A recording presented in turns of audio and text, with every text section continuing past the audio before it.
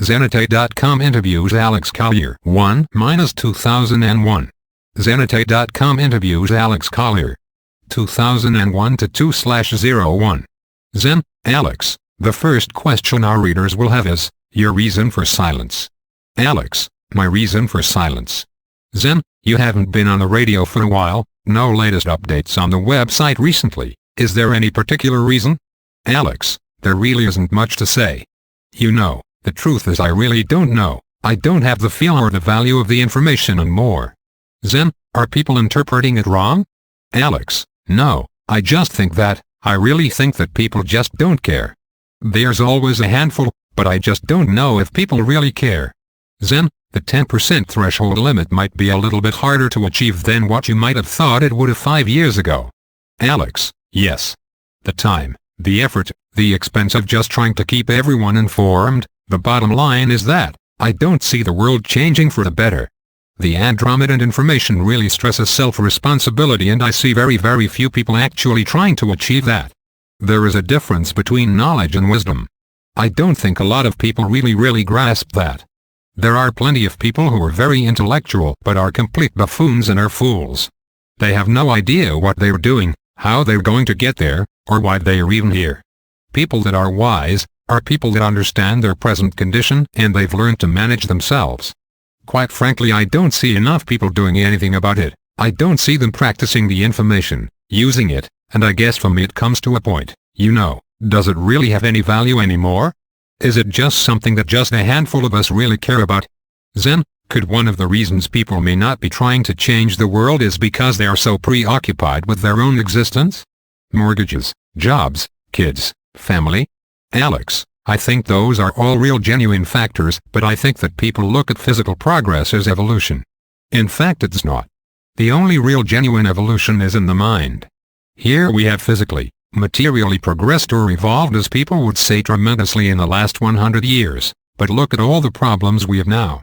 Okay, we have problems now that literally threaten our own existence, and that's because of physical progress. Now, if we were consciously evolving, what I mean is the way we think, the way we view the world, the way we view ourselves, it would be a very different world or environment. We'd have free energy, we wouldn't be stealing using all the minerals in the earth to survive, we probably would have shaken off our monetary system, because basically all the world wealth is being held at the top. And I think if we were evolving consciously we would have gotten rid of all of these things that didn't serve us. Zen, in your perspective, how much of the regressive extraterrestrial influence has affected humanity's progress? Alex, do you mean consciousness? Zen, both consciousness and technologically. You mentioned in one of your lectures that in the 1930 seconds the German scientists opened up a portal that allowed regressives to enter our timeline. Had that not occurred, had humanity been left alone, where would humanity be now? Alex, I think we would have done things very differently, but it's only conjecture on my part. I don't really know. I can't predict the future any better than anyone else can. As far as I know, no one can, because it's all probability. The probabilities are that we would have changed things dramatically. We would have definitely gone maybe in a very different direction, but I don't know that for sure. I just don't know. Aside from that, look at the decisions we're making today, and today is really all that we have. You don't have yesterday, you don't have tomorrow, all we have is the present.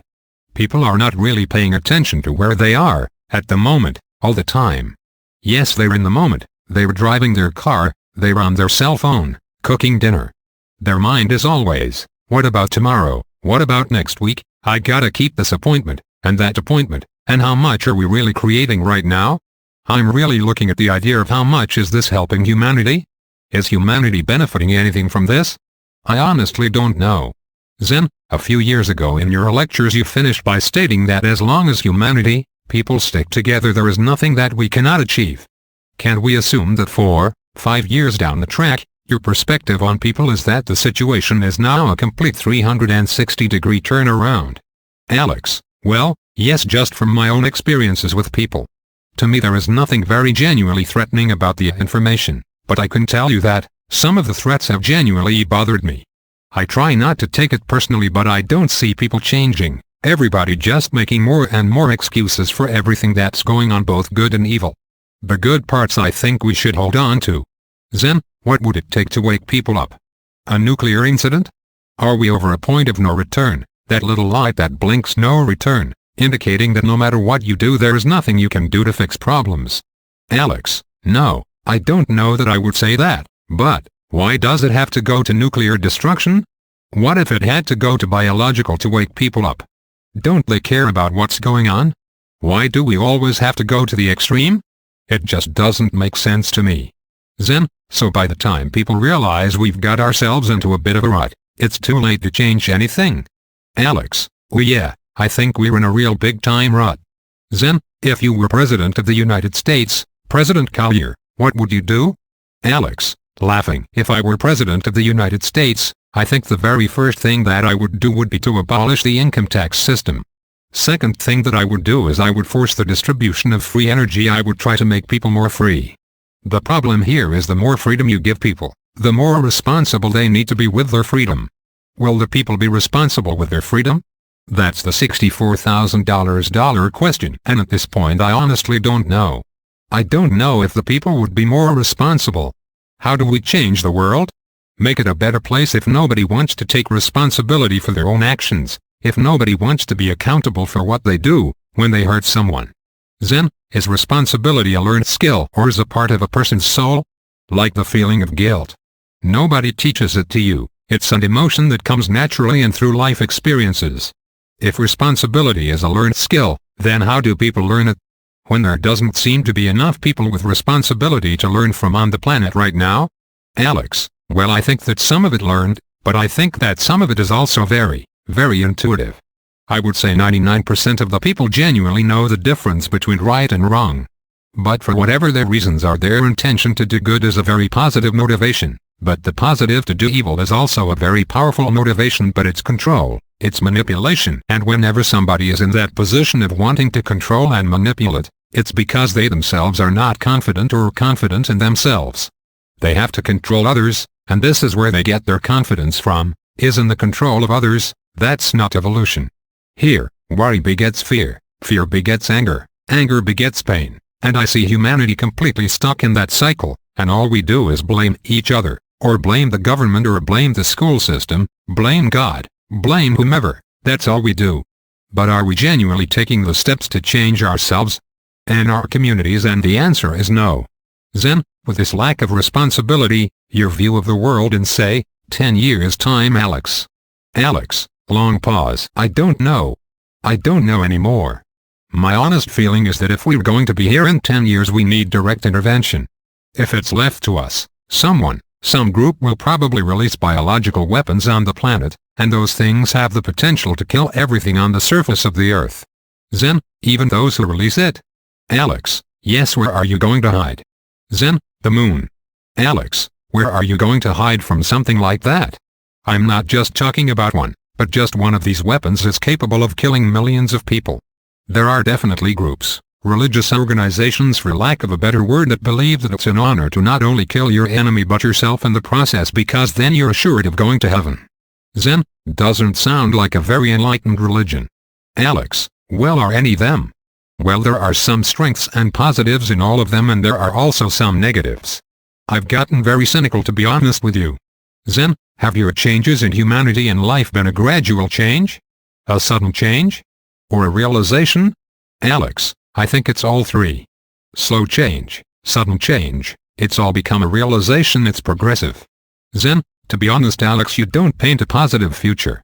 Alex, oh I understand, I do. I don't see us fixing our problems without help, I just don't. 5 years ago I thought, hey, the potential's there, but after watching the apathy, not only around the world but here in the United States especially, I just don't know how we are going to do it. Zen, is it that just not enough people are aware of the Andromedan information? Or is that not? Alex, it's just not the us. There is other information.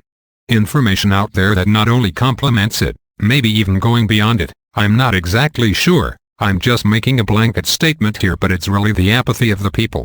Here in the United States, just look at the last election. Just look at how many people voted, and how many didn't vote. Look at the things that go on in this country politically, and people don't do anything about it. They don't care.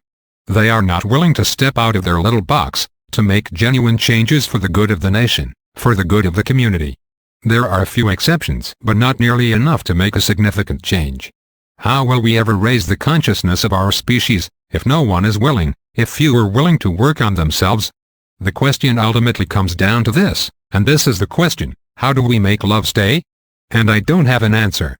Who's going to teach us to make love stay? Who's going to teach us to be leaders, to be responsible?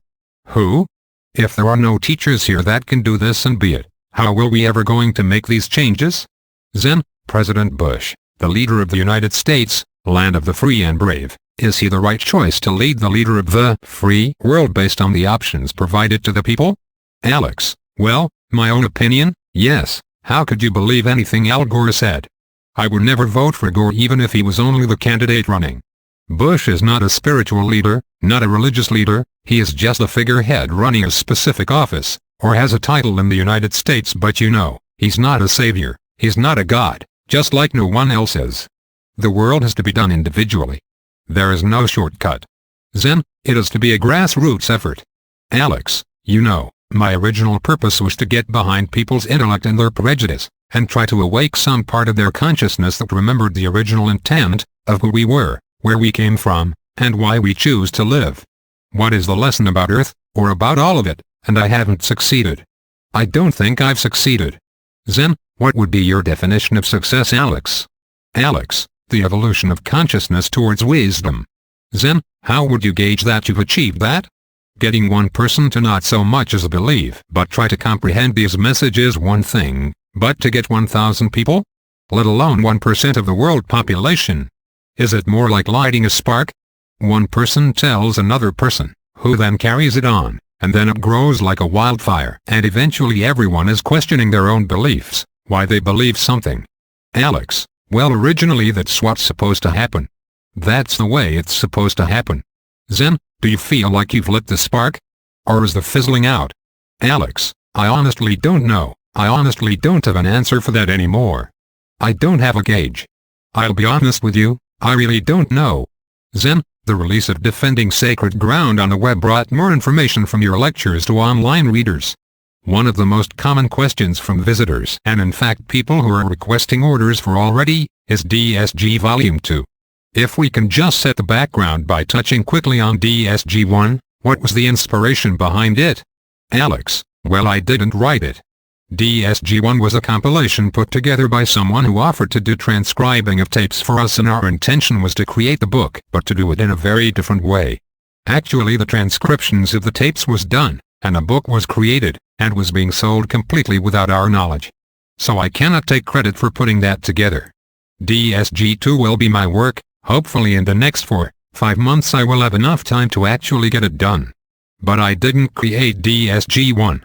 It's just a compilation of tapes, transcripts of different tapes and lectures compiled together. Then, DSG 1 was in paper format for a while before released on the internet. What was the catalyst to put it online? Alex: it was to get it into the hands of as many people as possible because of the value I felt of the information. Which I still feel is valuable. It was never about the money. It's never been a moneymaker, ever. I and the Robinsons have constantly been accused of doing it just for the money. It's absurd, absolutely absurd. We've never made anything from it. Then, will DSG 2 be released online or initially in book format? Alex: I think we will probably put it online first, and then offer it in a hardcover. That's how I see it. Then, can you give us any sneak peeks of items DSG 2 covers? Alex: I go into the 22 different races. I'm going into much more greater detail about the Andromedans themselves. About their culture, how they live their day-to-day life. About their education system, their political system. I deal specifically with the history of Earth that revolves around the 22 different races that have come here and colonized and have left this genetic legacy, genetic lineage here on Earth. I will also put in there as much as I know about the individual races. It's actually a very comprehensive work. Problem is, I'm the sole support for my family. I'm working 10-12 hours a day. It isn't easy to find the time to do it all and to have a life for myself. Then, if we can just set something straight for the record. A few sites are claiming that your information is being channeled. Alex: oh, they have been saying that for years, and I've beat that horse till it's fallen down. It continues, it persists that I'm channeling and I'm not. But that's another thing. There's a good example. It's going on 12 years now that I've been publicly speaking, and here 12 years later, I'm a contactee, physical, eye to eye, the whole shebang. In all that time, in those 12 years there are still people that insist I am channeling, who don't even know me. People do not listen as well as they hear. Quite frankly, I don't know what to do about that. Zen, could it be that when you say that some of your contact is telepathic, could some people be getting telepathy and channeling mixed up? Alex, I really don't know, but it doesn't change the fact that I've been with these folks physically. 99% of the information has come from physical interaction. Zen, which is still ongoing to this day. Alex, yes. I'm just tired of having to defend the message. Zen, so, folks, you're saying 100% without a shadow of a doubt there is not one bit of information has been channeled. Alex, channeling requires you to leave your body and allow someone else to come into it. That is not what happens. Not even close. Zen, what are the telepathic contacts like? Alex, it would be just like me and you talking right now, except neither one of us is saying any words. But we were thinking and having the conversation back and forth. Zen, when you initially met the Andromedans you were not telepathic. Telepathy is a skill that has been lost in time. Alex, I have it, you have it, we all do, but our first inclination is to speak, to put it outside of us. Zen, so how did they initiate it? How would one start to become telepathic? How does one awaken the ability? Alex, I'm blessed because I've learned from a race that is telepathic. The first inclination is not to put their thoughts outside of themselves. They project it inside the head, in other words it's genuine true communication. Because words can be misinterpreted. I want you to know that telepathy is not just words, it's emotion, intent, and it's also pictures. In other words, it would be like me explaining to you my home, where I live. Because of my telepathy not only do you hear my words that I'm saying, but you have a clear picture in your mind of what I see it as because I'm projecting it to you. You are also feeling my emotion, my love, sacredness, you are feeling all of that as well as hearing and seeing. Now you're feeling, and on top of that you also have knowledge and experience my complete intent and feeling for all those three other emotions or perspectives. It's kind of hard to explain. Zen, if you and Marina are on opposite sides of the earth, distance does not affect telepathy in any way, does it?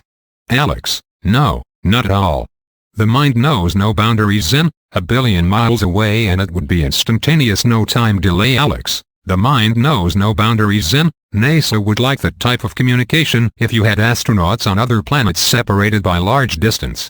Alex, oh yeah, well that's another thing, they're looking for radio waves, communication, beams from other star systems. When many extraterrestrial craft talk to each other, or talk to their home planet, and what they do is they bounce their signals off the suns, off the stars, because the light continuously moves through the universe, it doesn't ever dissipate. That's what they do, they bounce their radio, or their signal communications, whatever they are, microwave, depending upon their technology. It's actually way beyond that. I'm just using Earth terms to give people an example. They bounce them off the stars and the actual signal is carried on the frequency of light. Zen, it piggybacks. Alex, exactly, right. Zen, you mentioned before that the speed of light is determined by the speed of thought by those observing it. Now if we became more enlightened, would we be able to detect these communications that we cannot now because we see light traveling at our thought speed? Alex, I think it's possible. I think it's totally possible. Zen, let's say you are in the living room and see an animal walking outside, can you project using telepathy a thought into that animal and would it understand you? Alex, I do it with a cat all the time, I do it with some of the local dogs in the neighborhood, I even do it with my son. Zen, so how does an animal react? Alex, they generally will come over to me or they will do it. They will do whatever I project. Doesn't always work. It works a lot of the time. Zen, have you tried to communicate with a stranger on a train, or is it only if a person gives permission? Alex, yes. I experiment all the time. It might be in a restaurant. I will see someone and I will project to them a thought to turn around and sometimes it happens, sometimes it doesn't. Other times I will do other things, it's always different but I'm always trying to make it better and improve it. My wife and I are very much on the same frequency, and we experiment a lot. Zen, moving to current world events, Californian power crisis. Engineered to see people's reaction or a bad example of government politics? Alex, I think a combination of both. It's definitely man-made, but at the same time they knew the crisis was coming. On a political sense, it's the Kyoto Protocols all the way. The Kyoto Protocols that were designated to basically cut the power consumption, reduce our use of raw materials. But there is more to it than that. Far more to it. I'm exemplifying it, but it's engineered, you bet. Zen, when you hear about all these stories about conventions about the environment, having the knowledge and perspective that you have, do you see it as a farce? Knowing that there are free energy devices in the background hidden from people, and all this energy used up talking about something that might seem totally pointless to you? Alex, yes I do. There are at least 20 different technologies that have been created that completely eliminate this, completely. But it's about power, it's about money, it's about control. That's why this stuff will not come out. Unless somebody is brave enough to come into a position of power and strength that will do something about it. It's lunacy, absolutely lunacy that we continue to play this game. Remember the story I told about teaching these about money? Zen, paper with pictures on it. Alex, paper with pictures on it, and how we valued and why we valued it, etc., etc. I probably spent 5 or 6 contacts talking about it, going over it, trying to explain it to them what it was all about, and when the whole thing was done, Vasos just looked at me and said, do you have to pay to live on the planet you were born on? Remember that? Zen, yes I do. Alex, just think about that.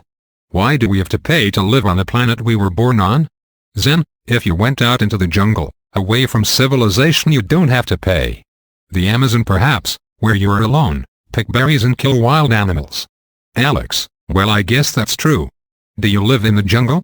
Zen, not the last time I checked. But in all seriousness, you are paying for the conveniences of life, running water, electricity. Alex, why do you have to pay for those? When the technology exists that everybody can have these things for free.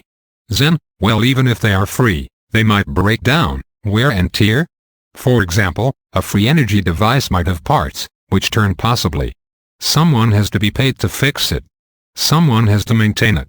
Alex, there is a box that was created in 1972 by a gentleman here in the United States, that generated, cost of about $150 using magnets, and generated approximately 5,000 watts of power. Zen, that's a lot of wattage. Wattage is the unit of power, where voltage and amps are multiplied to give a watts rating. W equals *V. To give an example of wattage usage, a new PC will have a 300 watt power supply. A very large electric oven will use approximately 2,500 watts. An energy saver light uses 18 watts, a freestanding personal heater approximately 1,000 watts, an electric kettle 1,200 watts, and a personal tape/radio unit 9 watts. These figures are estimates and will of course vary from item to item. Alex, you could put it in the house, it was portable, put it in the car, run the car for nothing, take it out of the car when you got home, plug it into your house, then run your house, and there's no pollution, there are no utility bills, and you just live your life. Zen, so what happened? Alex, the Department of Energy crucified the guy. The technology was lost, or suppressed, which is often what happens. Zen, is there anything you wish to say to those reading this? Alex, ultimately no matter what you think of me, no matter what you think of the Andromedan information, no matter what you think of anybody else's information, there's one law that is never going to change no matter what planet or universe you are in, and that is self-responsibility.